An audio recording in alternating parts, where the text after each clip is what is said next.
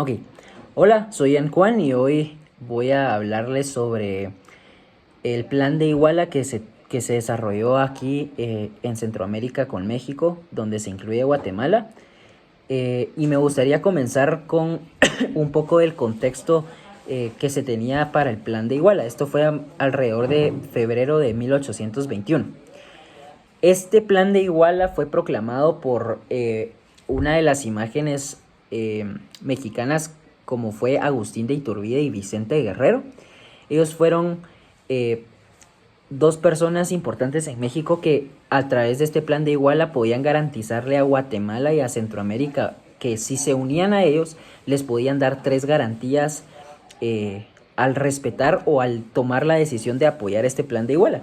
En primer lugar, teníamos la garantía de una religión católica unida, es decir, poder generalizar o poder establecer como absoluta o religión oficial el catolicismo, así también la independencia absoluta de España, ¿verdad?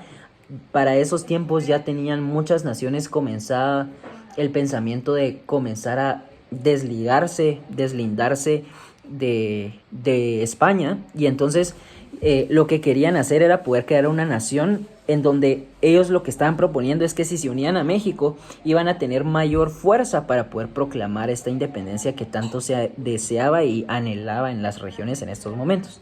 Así también la unión de todos los grupos sociales.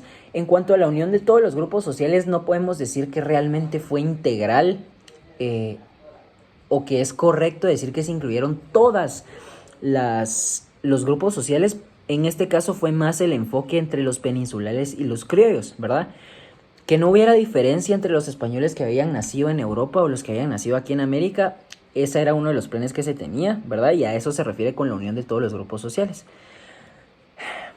También Iturbide y Guerrero proponían un imperio mexicano constitucional en donde un Borbón español era el que iba a tomar el trono de esta nueva nación. Así también, aunque no se menciona a Guatemala directamente en el plan de Iguala, sí se habla de una junta directiva de la América Septentrional en donde en este nombre se puede englobar y se puede incluir a Guatemala junto con Costa Rica y unos territorios que van más allá del virreinato de la Nueva España, que se refiere a Centroamérica.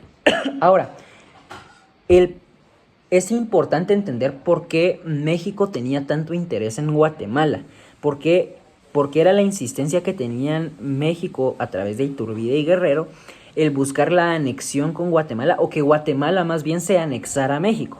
En primer lugar era porque México estaba buscando una unión y provocar un bloque regional que fuera fuerte estratégicamente hablando en cuanto a geolocalización ante potencias extranjeras. Se creía que Guatemala tenía una posición muy buena militarmente hablando, y entonces eso iba a provocar que ante los ataques externos ellos pudieran defenderse de mejor manera. Así también Iturbide quería evitar que Guatemala se volviera una república liberal y débil y que terminara cayendo en el caos. De hecho, podríamos citar a Iturbide en donde viene y dice que Guatemala aún no es mayor de edad y que por otro lado México sí. Esto dando a entender que Guatemala no tenía la madurez necesaria constitucionalmente hablando, que México sí tenía y podía brindarle para asegurar que Guatemala fuera a ser próspera. De hecho, en una de las citaciones que podríamos hacer de Iturbide menciona que si Guatemala no se unía a México iba a terminar sin ser próspera y sin ser madura en sí, ¿verdad? Ahora, aunque se tenía respeto ante Guatemala, también podemos escuchar de Molina que viene y dice que se va a formar una nación respetable, pero pobre. Entonces, el interés que se tenía Guatemala era para poder crear una nación firme y fuerte, en donde Guatemala por sí sola se tenía el pensamiento que no iba a lograr nada, pero si se anexaba a México, iba a añadir muchísimo, muchísimo valor a esta nación, ¿verdad? Ahora, es importante porque también parte del interés de México era que la unión de Guatemala con México podía contribuir a la seguridad y prosperidad de ambos pueblos, lo que mencionaba anteriormente, que Guatemala por sí sola prácticamente decían no puede hacer nada, pero si se une a México sería una unión magnífica que a nosotros nos sirve muchísimo, ¿verdad? México temía la influencia británica en Centroamérica debido a Belice y el potencial de división interna si Guatemala no se adhería. Creía que se podía causar un conflicto muy fuerte si Guatemala no tomaba la decisión de adherirse a México y de cierta forma tomar su madurez. En vez de todo esto, pues se empieza a platicar y demás, y no se llega a un acuerdo completo con el Plan de Iguala, y en agosto de 1821 fue propuesto por el ayuntamiento y otras autoridades guatemaltecas, dentro de ellas la élite, en donde evitaba una declaración hostil a España o una directa adhesión al Plan de Iguala, es decir, querían una independencia pacífica en donde dijeran no aceptamos seguir adheridos a España y de momento no queremos la adhesión que se propone en el Plan de Iguala. ¿Cuáles eran sus bases? Una proclamación pacífica de independencia, mantener las autoridades coloniales hasta convocar un congreso, y esto permitía para ellos dejar abierta la puerta a futuras decisiones, incluyendo la unión con México, porque de otra forma, si ellos hubieran rechazado el Plan de Iguala de una forma violenta, México definitivamente hubiera cerrado las puertas ante cualquier propuesta más adelante de la unión, de si se desea una unión a México, ¿verdad? Fue una medida estratégica que se hizo porque la presión que estaban viviendo a causa de la población era muy fuerte. Se comenzó a diverger entre diferentes opiniones, que habían unos que apoyaban el Plan de Iguala y otros que no, y también porque había una inestabilidad en la Capitanía General. Ahora, el 15 de septiembre de 1821 se proclama la independencia y entonces en una reunión por Gabino Gainza se firma el acta de independencia. Se formó una junta provisional consultiva y no se decidió la anexión inmediata a México. Es decir, se dijo, démosle una pausa, todavía no queremos confirmar esta anexión.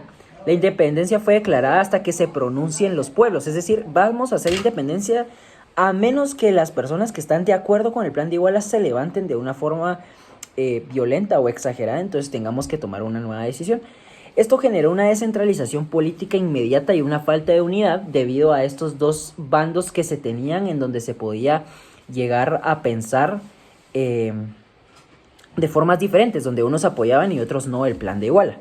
Ahora, debido a este descontento, muchas regiones en los alrededores, aunque no eran una nación en sí, comenzaron a decidir adherirse directamente al Plan de Iguala sin esperar a una decisión concreta u oficial de Guatemala. Estos fueron los casos, por ejemplo, el que ya conocemos, que es de los más famosos: Chiapas, Comayagua y Nicaragua.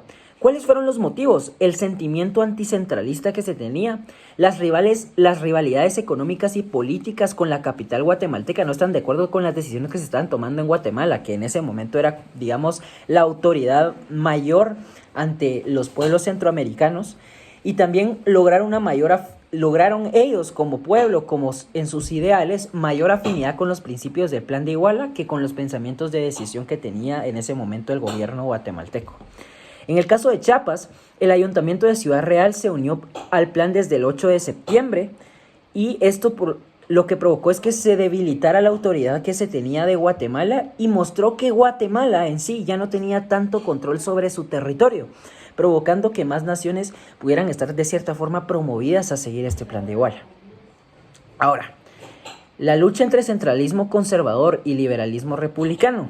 En este Plan de Iguala, muchos intelectuales como Pedro Molina y Barrundia defendían que un sistema republicano liberal era el más adecuado para ese momento, que la soberanía de los pueblos era lo que se necesitaba y que el rechazo a la unión con México o cualquier tipo de monarquía iba a garantizar un bienestar mayor. Ahora, Molina menciona algo y dice: preferimos ser una nación pobre y libre que rica y esclava, dando a entender que querían la independencia y por ningún motivo iban a considerar la adhesión a México. Iturbide actúa de forma diplomática y militar, y entonces envía en expediciones militares a Guatemala por si acaso se generaba un conflicto armado. Genera muchas cartas para promover el Plan de Iguala, y entonces, por medio de presión diplomática y política intensa, trata de evitar un vacío de poder para la creación de repúblicas débiles. Finalmente, las consecuencias de la independencia del Plan de Iguala es la proclamación del 15 de septiembre para la independencia.